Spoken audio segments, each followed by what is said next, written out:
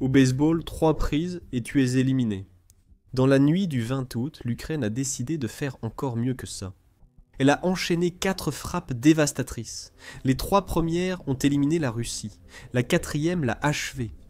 Pourquoi? Ce n'était pas de simples frappes ordinaires. Ce que l'Ukraine vient d'accomplir, c'est une série d'attaques très bien planifiées, qui ont abouti à une nuit de frappes ayant anéanti les centres nerveux de la Russie. Nous vous emmenons d'abord à Rostov, qui est l'un des oblasts russes les plus proches de la frontière ukrainienne, et qui a permis à la Russie de poursuivre ses attaques de drones et missiles contre les villes ukrainiennes pendant toute la guerre. Mais dans la nuit du 20 août, l'Ukraine visait le pétrole. Pas une usine de drones ou un aérodrome. L'Ukraine a frappé fort.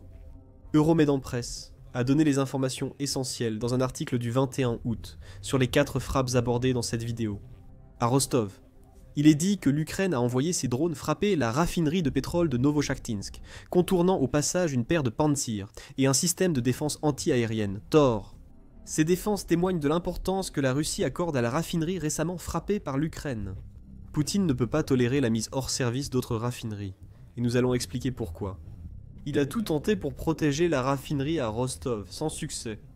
Le rapport sur la frappe de Kiev Indépendance indique que des drones ukrainiens ont causé un incendie à la raffinerie. Située à environ 10 km de la frontière russo-ukrainienne et 190 km du front ukrainien. Il s'agissait d'une frappe en profondeur qui a dévasté la raffinerie de Novochakhtinsk, avec ce que les habitants décrivent comme une attaque ayant provoqué au moins 5 explosions dans les environs de l'installation.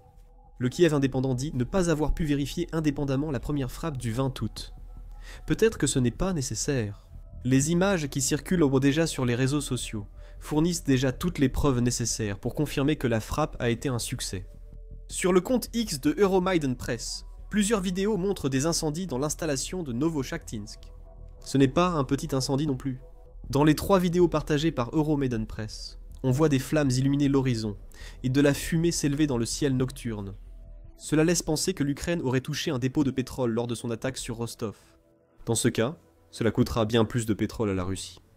Cela rejoint notre remarque précédente. Poutine ne peut se permettre de perdre plus de cette ressource précieuse. L'Ukraine a souvent visé les raffineries de pétrole russes durant la guerre. Ces installations sont des rouages essentiels dans la machine militaire russe. En effet, ce sont les raffineries qui sont chargées de transformer le pétrole brut inutilisable en produits qui peuvent réellement servir, comme le carburant, les lubrifiants et toute une gamme d'autres produits pétroliers dont les troupes russes ont besoin sur le front. La chaîne d'approvisionnement est claire. La Russie extrait du pétrole et l'envoie à ses raffineries. Ces raffineries transforment le pétrole brut en carburant ou autres produits pour la Russie, puis les expédients. Les trains russes livrent des produits pétroliers raffinés en Ukraine, principalement pour alimenter chars et véhicules blindés. L'Ukraine essaie de détruire le maillon central de cette chaîne d'approvisionnement, et le mois d'août est devenu un mois de pétrole en feu pour la Russie. Un jour avant l'attaque ukrainienne contre Rostov, Euromaidan Press rapportait une offensive de drones de 3 semaines par l'Ukraine. La capacité de raffinage du pétrole russe a diminué d'environ 135%. Environ 443 millions de tonnes de capacité de raffinage russe ont déjà été touchées par 3 semaines de frappe. La frappe sur Novochakhtinsk ajoute 5 millions de tonnes, portant la perte potentielle de la Russie à près de 15% de sa capacité de raffinage. Nous avons publié un rapport sur l'impact des frappes ukrainiennes sur le raffinage pétrolier russe. Regardez la vidéo pour en savoir plus. En résumé, moins de produits et pétroliers fabriqués affaiblit les soldats russes en Ukraine. On ne peut pas conduire un char ou un blindé sans carburant. Les unités mécanisées russes doivent désormais attaquer les défenses ukrainiennes sans blindage. Vous devinez sûrement que c'est une mauvaise idée, entraînant plus de pertes russes. Ajoutez à cela un joli bonus. Empêcher la Russie de vendre des produits copétroliers raffinés à d'autres nations grâce à ces frappes, empêchant ainsi Poutine de récolter plus d'argent pour financer sa guerre. Il est facile de voir pourquoi le pétrole russe est visé. La frappe de Rostov n'est que la dernière d'une série. Cela montre que les 3 semaines difficiles infligées par l'Ukraine au pétrole russe n'étaient qu'un début, une première frappe. Les Russes, chez BAT, s'inquiétaient déjà de ce que le 20 août leur réservait, notamment la 2e frappe. Nous nous rendons à une base de la direction principale de l'état-major général des forces armées de la Fédération de Russie, mieux connue sous le nom de Direction principale de l'état-major général des forces armées de la Fédération de Russie, et la ville portuaire clé de Crimée, Sébastopol. Euromaidan Press précise que des drones ukrainiens ont frappé l'unité militaire numéro 95408 de la flotte de la mer Noire. Exilenova Plus sur Telegram indique que des membres du direction principale de l'état-major général des forces armées de la Fédération de Russie russe sont présents dans cette installation, expliquant pourquoi la base est désormais ciblée par l'Ukraine. Le Kiev Post précise que l'opération audacieuse de l'Ukraine a impliqué l'envoi de 10 à 15 drones pour attaquer le complexe du direction principal de l'état-major général des forces armées de la Fédération de Russie selon les médias locaux. La même source indique que des unités de défense aérienne auraient tiré à proximité de la frappe et qu'au moins 2 fortes explosions au sol se sont produites. Comme souvent, la Russie a tenté de minimiser l'incident.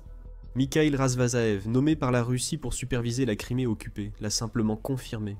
Des bruits forts ont été entendus à proximité de la base du direction principal de l'état-major général des forces armées de la Fédération de Russie, et les secours se dirigeaient vers les lieux. Il n'a pas précisé la cause de ces bruits forts, mais ce n'était pas nécessaire. Pourquoi ? Comme à Rostov, des images prouvent que l'Ukraine a encore frappé, partagées cette fois par XLNOVA+, sur Telegram. Une série de 3 vidéos confirme qu'il y a eu un grand incendie au sol autour, ou plus probablement, à la base du direction principal de l'état-major général des forces armées de la Fédération de Russie. Ces vidéos, apparemment filmées par des habitants de Sébastopol, rappellent celles de l'attaque de la raffinerie de Rostov. Elles montrent ainsi un important incendie filmé de loin. Ce ne sont pas des incendies provoqués par la destruction de drones ukrainiens par la défense aérienne russe. Ce type d'incendie ne survient que lorsque l'Ukraine frappe une grande cible. Euromédan Press indique que le service satellite de la National Aeronautics and Space Administration, qui suit les incendies mondiaux, a confirmé un incendie à la base du direction principal de l'état-major général des forces armées de la Fédération de Russie. Il est désormais clair pourquoi l'Ukraine vise le raffinage pétrolier russe, raison déjà expliquée. Mais pourquoi utiliserait-elle certains de ces précieux drones longue portée pour détruire un quartier général du direction principal de l'état-major général des forces armées de la Fédération de Russie? Une partie de la raison tient à l'emplacement. Sébastopol se trouve en Crimée, que la Russie occupe depuis son annexion illégale du territoire en 2014. Chaque fois que l'Ukraine frappe une cible en Crimée, elle envoie un message à Poutine qu'elle refuse d'accepter.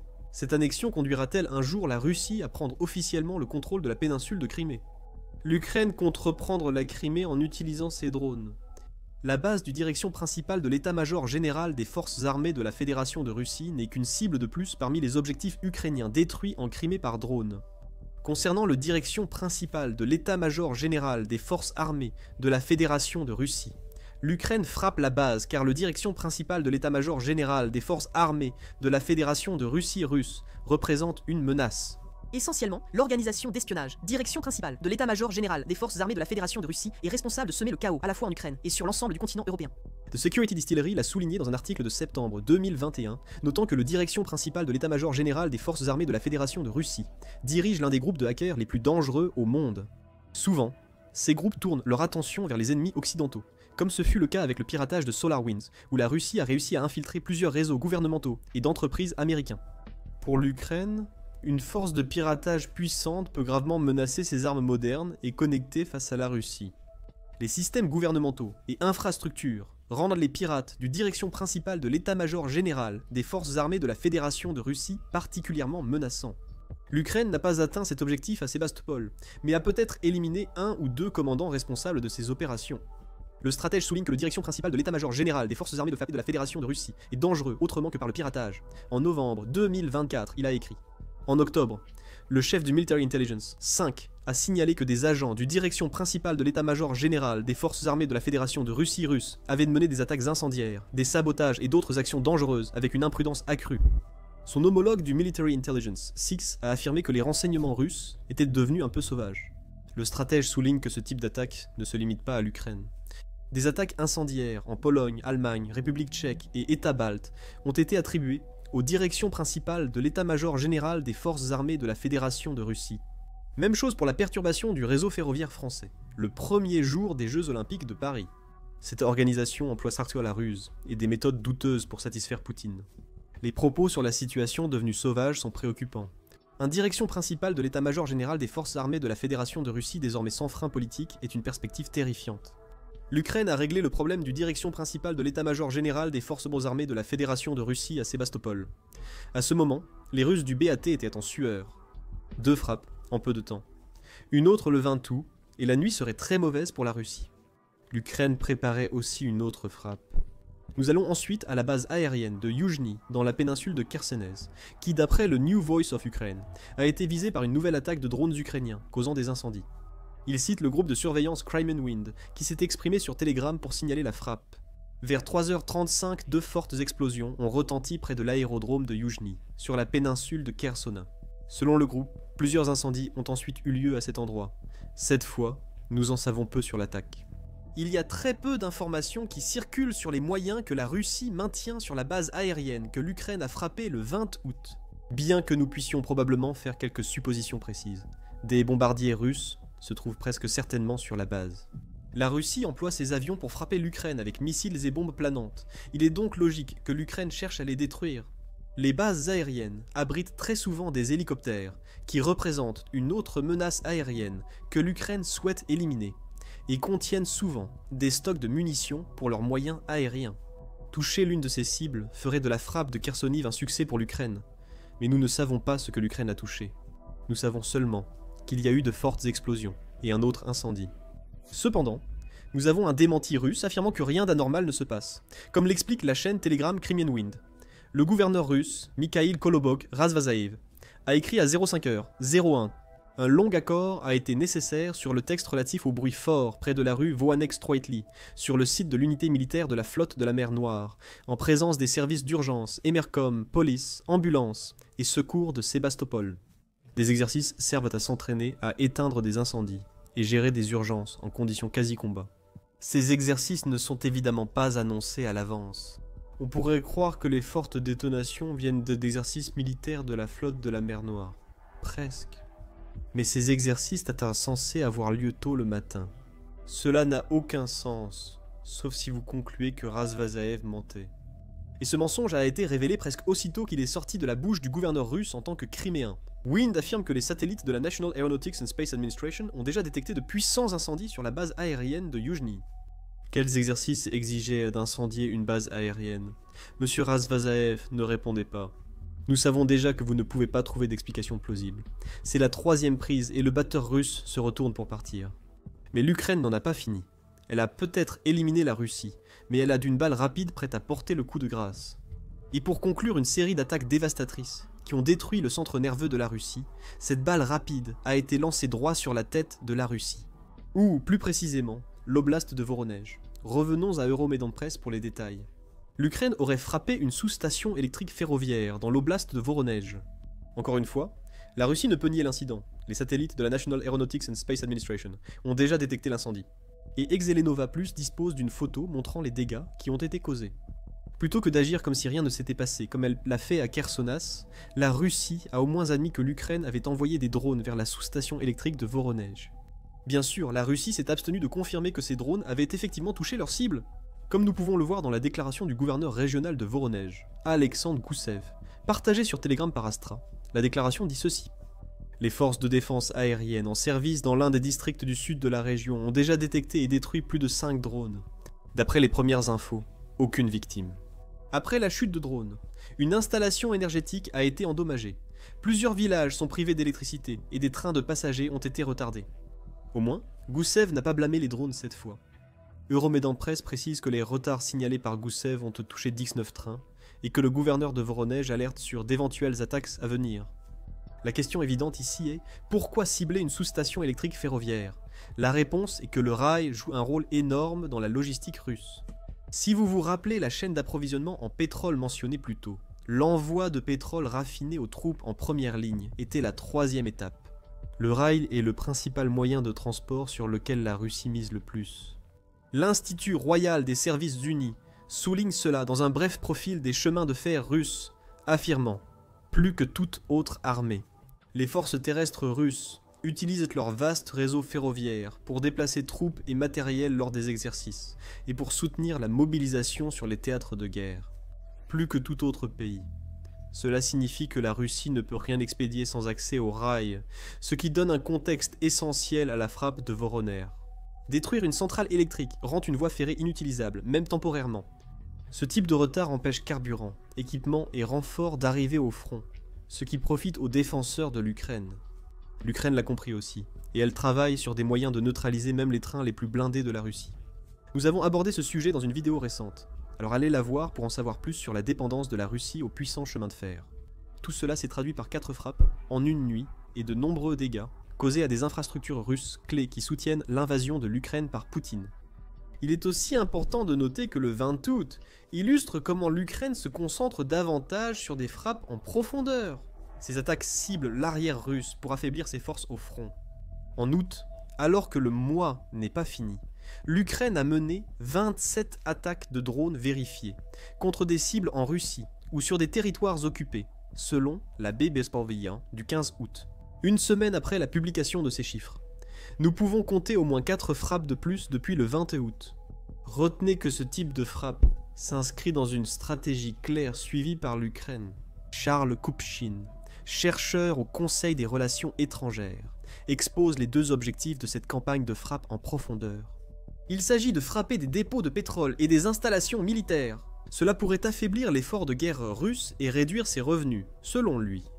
Le second objectif est de porter la guerre au peuple russe. À chaque frappe ukrainienne réussie, même celles aboutissant à la destruction de drones en vol. Cela rappelle sans cesse aux Russes moyen que leur président les a entraînés dans une guerre inutile. Dans l'ensemble, la stratégie de l'Ukraine est d'augmenter le coût de la guerre pour la Russie, en espérant que la hausse des coûts aidera à convaincre Poutine de mettre fin à son agression et d'accepter un cessez-le-feu durable. Kupchin ajoute « Il y a certainement beaucoup de dégâts qui sont causés, bien qu'il soit trop tôt pour dire ce que les 4 frappes du 20 août ont coûté à la Russie en termes monétaires. La Russie a perdu des milliards de dollars à cause des frappes en profondeur ukrainiennes début 2025. 95 milliards de dollars de dommages indirects dus aux perturbations de ces frappes s'ajoutent à 13 milliards de dommages directs. Ces chiffres ont été communiqués par le commandant en chef ukrainien, Oleksandr Syrski, selon le Kiev Independent. Il faut aussi considérer l'impact sur les troupes russes. Pensez à ce que l'Ukraine a attaqué dans la nuit du 20 août. Une raffinerie de pétrole en flammes réduit l'approvisionnement en carburant des soldats russes au front.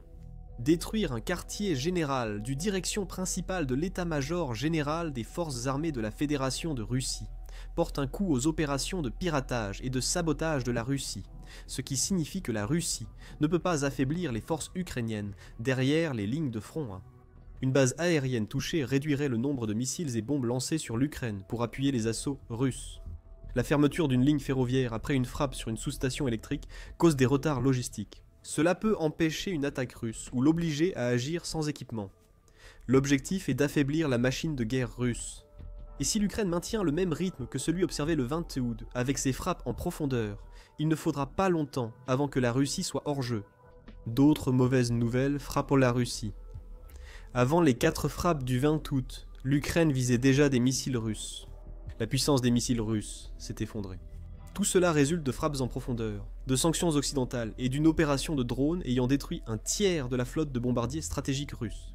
Regardez notre vidéo et abonnez-vous à The Military Show pour d'autres vidéos sur les frappes récentes de l'Ukraine. Merci de nous suivre